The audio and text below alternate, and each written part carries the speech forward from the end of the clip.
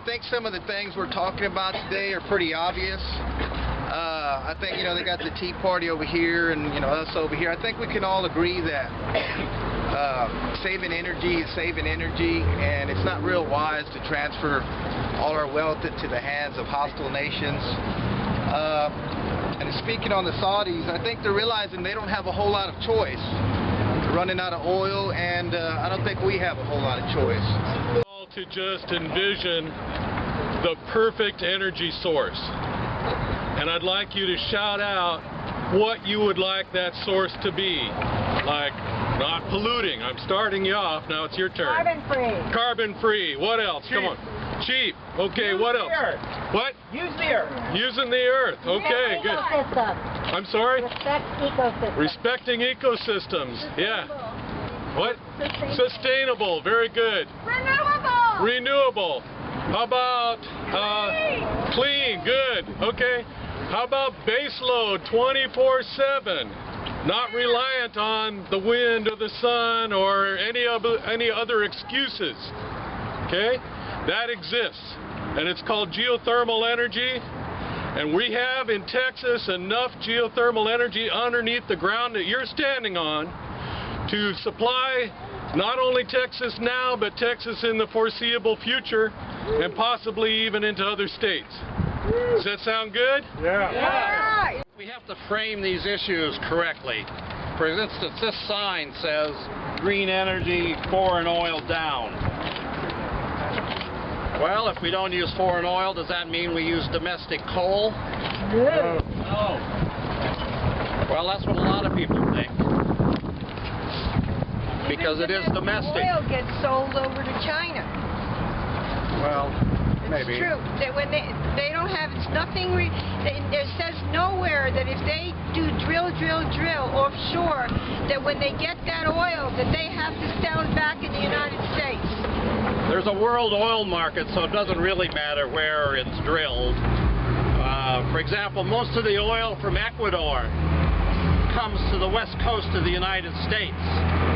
And U.S. oil interests went to Ecuador in the 1960s and 70s and essentially destroyed an ecosystem and a native people there so that we could drive big vehicles in the United States.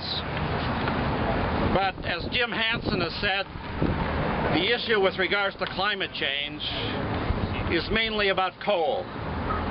Because oil is such a uniquely energy-dense, convenient, and flexible fuel that someone in the world is going to use it up. And it will deplete sometime this century, probably by mid-century. I mean light crude oil, which is Texas honey, as some of people have called it. That will essentially be gone by mid-century. And we're not preparing for that either. But the other converging catastrophe is climate change. And we're not preparing for that either. But by 2030, the Union of Concerned Scientists says that even with a 25% renewable portfolio standard for wind and solar and so on, that we'll have 20% more coal in the U.S. That essentially guarantees climate hell. That essentially guarantees a 7-meter rise in sea level. That essentially guarantees more droughts, more catastrophic storms.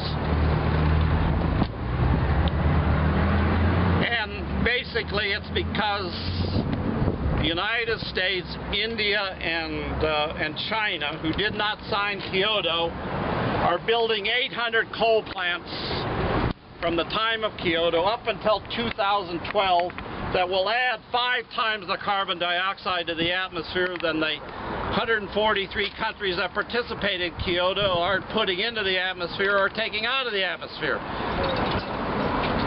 We have to start talking about this in a realistic manner. Green jobs now! Green jobs now! Green jobs now! Green jobs now! Green jobs now! Green jobs now! Green jobs now! Green jobs now! Green jobs now! Green jobs now! Green jobs now! Green jobs now! Get more slaughter.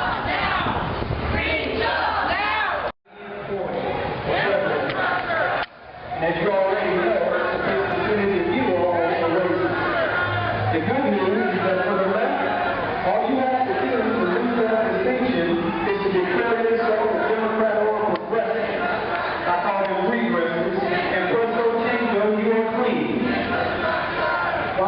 American and